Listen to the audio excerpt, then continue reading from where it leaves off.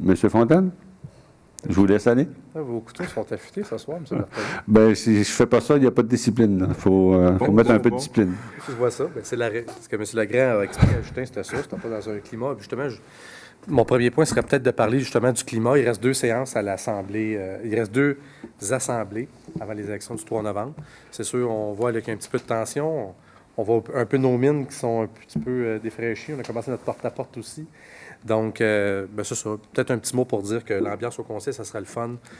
Autour de cette table-ci, il reste 2 séances. Ça sera le fun, je pense, qu'on fasse des assemblées correctes, compte tenu du climat électoral.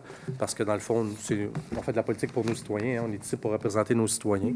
Et je pense que la Ville de Saint-Jean aurait avantage à ce que les conseillers qui sont en place puissent se respecter dans la mesure du possible, dans un contexte électoral qu'on connaît. Sur le maire suppléant, mon deuxième point, c'est concernant les arrêts.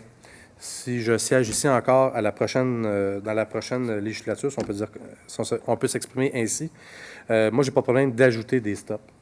Mais j'en ai parlé déjà dans l'ancien conseil, dans le conseil présent, et je crois qu'il y a des stops qui sont inutiles dans cette ville-là. Un stop n'est pas un gage d'arrêt, n'est pas un gage de sécurité. Et il y a quelques arrêts, je crois, qui mériteraient qu'on revoie leur pertinence. Et je soulèverai la question, comme je vous dis, si je suis assis ici, je vais soulever la question avec le prochain conseil. Notamment dans Saint-Eugène, je vais parler pour ma paroisse. C'est pas un stop, vous, qui vous a amené en politique? Il l'a enlevé aussi. Il l'a oublié.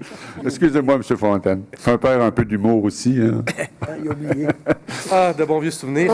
Disons que sur la rue Smith, là, chez moi, je vais prendre chez moi, là. Sur la rue Smith, j'estime qu'il y a un arrêt qui n'a pas sa place et moi, je serais prêt à l'enlever. Puis je lance un défi aux futurs conseillers, aux gens qui écoutent. Il y a un arrêt dans leur secteur qui serait prêt à enlever. Je lance la question et on y répondra peut-être un peu plus tard. Concernant le pavage, on a pris une décision ce soir. Je pense qu'il était temps qu'on mette nos billes dans un projet qui s'appelle le Montée de l'Érablière. On a un très beau terrain de golf à la Vallée des Forts. Les gens viennent de partout. Et Saint-Blaise avait mis ses billes. Saint-Blaise avait fait sa première partie. Et nous, on attendait de faire la nôtre. Et bon, pour diverses raisons, on a retardé. On voulait voir, peut-être Mme Marcoux, vous en parler, mais on voulait voir un peu l'étanchéité. Saint-Blaise a mis comme un procédé qui était un genre de conglomérat d'asphalte. On voulait voir si ça durait. Ça durait. Nous, on va y aller de façon un peu plus...